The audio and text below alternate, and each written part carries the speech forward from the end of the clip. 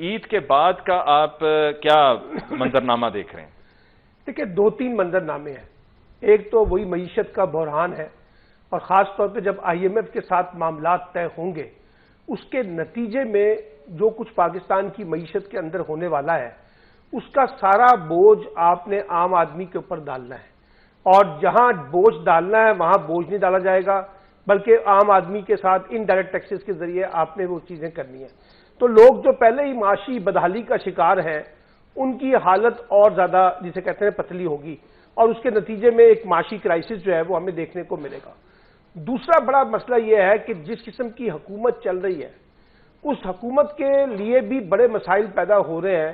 یعنی اب مسلم لیگ نون کے اندر سے ایک ویو شروع ہو گئی ہے، جو یہ کہنا شروع کر رہے ہیں کہ جناب یہ مینڈیٹ ہمارا ہے نہیں اور ہمیں زبردستی حکومت دی گئی ہے.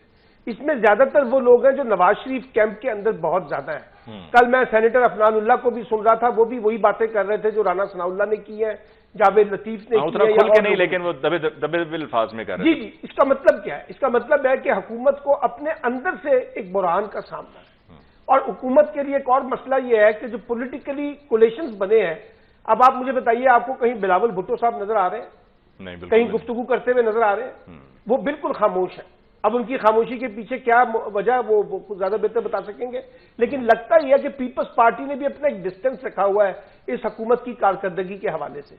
پھر دوسرا ہم یہ دیکھ رہے ہیں کہ جس طریقے سے شہباز شریف صاحب کے معاملات ہیں، یعنی لگتا یہ ہے کہ جیسے ان کے پاس اختیارات نہیں ہے، زیادہ اختیارات محسن نقوی صاحب کے پاس ہیں. اسی طرح پنجاب میں کہا جا رہا ہے کہ بڑے فیصلے مریم کے پاس نہیں ہیں، کسی اور کے پاس ہیں.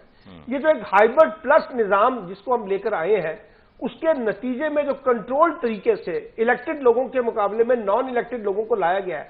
محسن نقوی صاحب کیسے سینیٹر بنے ہیں، انوار کاکڑ صاحب کیسے سینیٹر بنے ہیں، اور تیسرے فیصل واڈا صاحب کیسے سینیٹر بنے ہیں، اور پیپلز پارٹی نے ان کو کیوں ووٹ دیے، نون لیگ نے کیوں ووٹ دیے، کس کا دباؤ تھا. یہ سارا ظاہر کرتا ہے کہ یہ جو پلانٹڈ قسم کا حکومتی ماڈل ہمارے سامنے آیا ہے، اس کی وائبلٹی وہ نہیں ہے جو آگے چلے گی. اسی لیے محمود خان اچکزئی، سردار اختر مینگل، فضل الرحمان صاحب، PTI ایک ڈفرنٹ پوزیشن کے اوپر کھڑے ہیں. لیکن میں یہ نہیں کہہ رہا کہ یہ عید کے بعد کوئی بڑی تحریک چلانے کی پوزیشن میں ہے، یہ قبل از وقت بات ہے. لیکن ایک پولیٹیکل پریشر جو ہے حکومت کو اپنے اندر سے فیس کرنا پڑ رہا ہے. اور ان کے کئی MLAs جو ہیں وہ یہ کہہ رہے ہیں کہ جناب یہ جو لوگوں کی حالت ہے، اس کو کیسے جسٹیفائی کریں اس حکومت میں، جہاں خواجہ آصف صاحب کہتے ہیں کہ 2 سال تک تو ابھی ہمارے پاس ریلیف دینے کی پوزیشن نہیں ہے.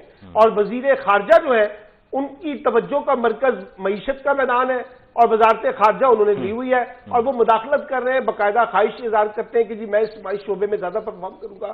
تو مجھے لگتا ہے جیسے مفتاح اسماعیل ورسز اسحاق ڈار لڑائی ہے، یہاں اسحاق ڈار ورسز اورنگزیب کی لڑائی ہے.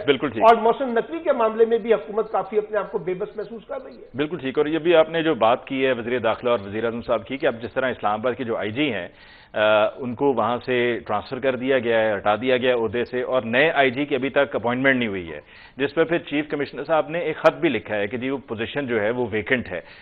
نذیر لغاری صاحب، آپ کی طرف آتے ہوئے آپ کو کیا صورتحال ہوتی ہوئی بنتی ہوئی نظر آ رہی ہے عید کے فوراً بعد؟ دیکھیں، عید کے فوراً بعد اگر تحریک کی بات کی جائے تو میں سلمان عابد صاحب سے اتفاق کرتا ہوں کہ فوری طور پر ایسے حالات نہیں ہیں کہ کوئی بڑی تحریک چلائی جا سکے. لیکن یہ اب تک جو بھی لوگ ہیں وہ PTI plus PTI plus PTI plus PTI اور پلس اختر مینگل، اس طرح کا کوئی وہ بن رہا ہے. چونکہ جو اور فریق آ رہے ہیں ساتھ میں وہ وہی ہیں جو PTI کے ساتھ ہیں یا آس پاس ہیں یا ان کے قریب ہیں یا ان کے نزدیک ہیں. تو PTI کا تجربہ احتجاج کا کامیاب نہیں ہوا تھا، بلکہ جیل بھرو تحریک کا بھی فیل ہو گیا تھا. اس میں بڑی نہ تو اپنا محمود خان اچکزئی کے اندر اتنی سکت ہے کہ وہ کوئی موومنٹ چلا سکیں، نہ ہی کسی اور میں ایسا ہے. اختر مینگل بھی کوئی بہت بڑی تحریک چلا نہیں سکتے ہیں. مولانا فضل الرحمان کے پاس ایک اپنا ان کا مدرسے کے نیٹ ورک ہے. اچھا، اتفاق بڑی دلچسپ بات یہ ہے کہ مولانا فضل الرحمان ہارے خیبر پختونخوا سے، جیتے بلوچستان سے، اور تحریک چلا رہے ہیں سندھ میں، اور سندھ میں ان کے پاس کبھی بھی کوئی سیٹ نہیں رہی ہے. جو MA بننے پر 2002 میں 1-2 سیٹیں ملی تھیں، وہ بھی بدطفیل MA میں اور بدطفیل जनरल परवेज मुशर्रफ ली थी और एक फ्रेंडली अपोजिशन भी रही थी। इन्होंने नाम आइन के अंदर दर्ज करवाया था। मौलाना फजलुर रहमान और MMA ने जनरल परवेज मुशर्रफ का नाम कबूल किया था। LFO को भी उन्होंने कबूल किया था और साथ में ये भी कबूल किया था कि जनाब जनरल मुशर्रफ का नाम अगर आइन में लिख दिया जाए तो कोई हर्ज नहीं है। तो ये एक आपके पास सिनारियो है। और दूसरी बात ये है कि शायद कुछ रियायतें निकल आएंगी बानी PTI के लिए, और शायद ये भी हो सकता है कि उनके ऊपर जो मुश्किलात का आसेब उड़ा रहा है वो शायद हट जाए और शायद हो सकता है कि उन्हें और कुछ रिलीफ मिल जाए और उसके बाद ये तासुर जाए कि जनाब उनमें कोई बात बन गई है तो ये उनके लिए अच्छा नहीं होगा, बल्कि उनके लिए तो यही अच्छा है कि उनका एक पोस्चर ये बना हुआ है कि वो एंटी इस्टेब्लिशमेंट है और सिस्टम के खिलाफ है। अगर ज़रा सा भी ये तासुर बनता है कि सिस्टम के साथ उन्होंने सुलह कर ली है तो फिर वो उसी वक्त जो है डिक्लाइन की तरफ चले जाएंगे। ठीक, जावेद इकबाल साहब, क्या आपको भी लगता है कि अभी फौरी तौर पर ये जो एहतजाजी तहरीक है ये होती हुई नज़र नहीं आ रही? गो कि जब भी कोई एहतजाजी तहरीक की जाती है तो उस वक्त मौसम का भी ख्याल किया जाता है, उसकी टाइमिंग बड़ी मैटर करती है। तो ईद के बाद मौसम तहरीक के एतबार से देखा जाए तो आइडियल होगा?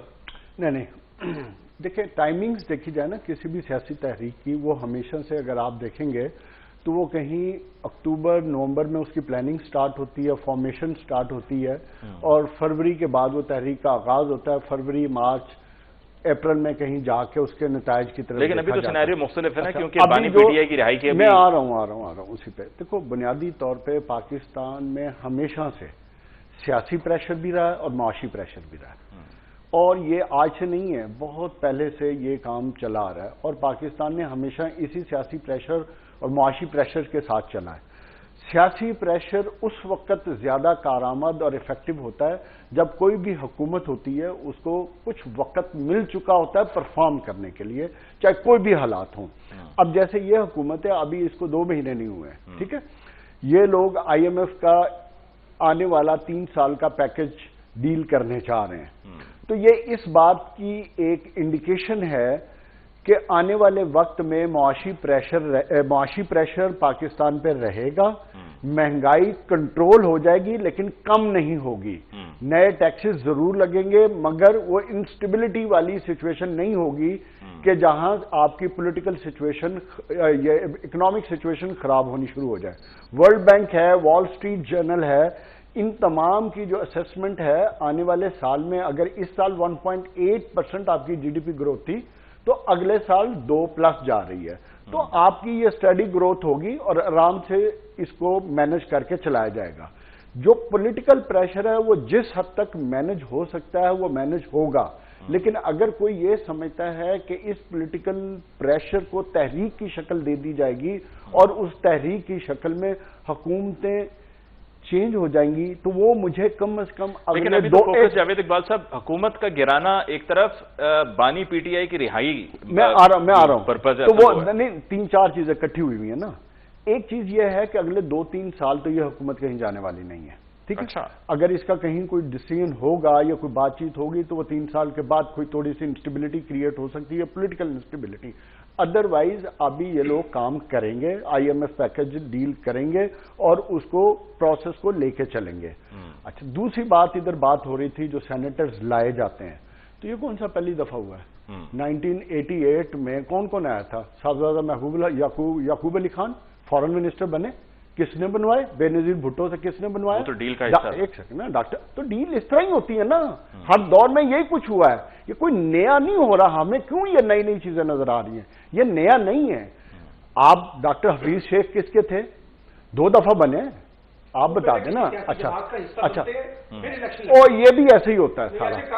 और हर देखें सियासी जमात का अगर हिस्सा नहीं है तो सियासी जमातों ने वोट तो दिए ना, तो किस बुनियाद पे दिए? जिस बुनियाद पे, तो वो उन सियासी जमातों को पता होगा ना जिनकी बुनियाद पे वो आए। तो मैंने आपसे सवाल उसी बुनियाद पे, मैंने यही तो सवाल किया कि वो उनकी आजादाना हैसियत इतनी शानदार है کہ انہوں نے کسی جماعت میں جوائن کرنا مناسب نہیں سمجھا. مناسب نہیں، میرے خیال میں ضرورت نہیں ہے نا. فیصل واڈا صاحب تو اسمبلی تک نہیں گئے. نہیں، یہ سوال تو آپ کو سیاسی جماعتوں کو کرنا چاہیے نا. ہم سیاسی جماعتوں پہ تبصرے کر رہے ہیں تو جس سیاسی جماعت کو کرنا، میں یہ کہنا چاہ رہا ہوں کہ پاکستان میں طریقہ کار وہی ہے، صرف تھوڑا سا رنگ ڈھنگ بدل دیا جاتا ہے. طریقہ کار وہی ہے.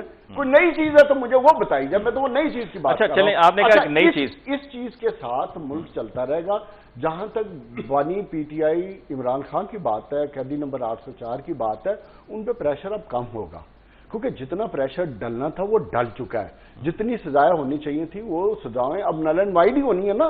ایک ڈیو کورس آف لا کے تحت جب آپ نے ٹرائل کورٹ سے نکل کے ہائی کورٹس میں جانا ہے یا سپریم کورٹ میں جانا ہے تو ادھر تو فیصلے ہونے ہیں. لیکن اس میں یہ بھی کہا جا رہا ہے نا کہ ان سزاؤں سے وہ بری ہوں گے یا ان سزاؤں کو ختم کیا جائے گا تو یہی پھر میں نئی آپ سے سزائیں. کہہ رہا ہوں نا کہ جس بے ہنگم طریقے سے سزائیں ہوئی ہیں ان طریقوں کو آگے کیسے آپ جسٹیفائی کریں گے. ٹھیک ہو گیا.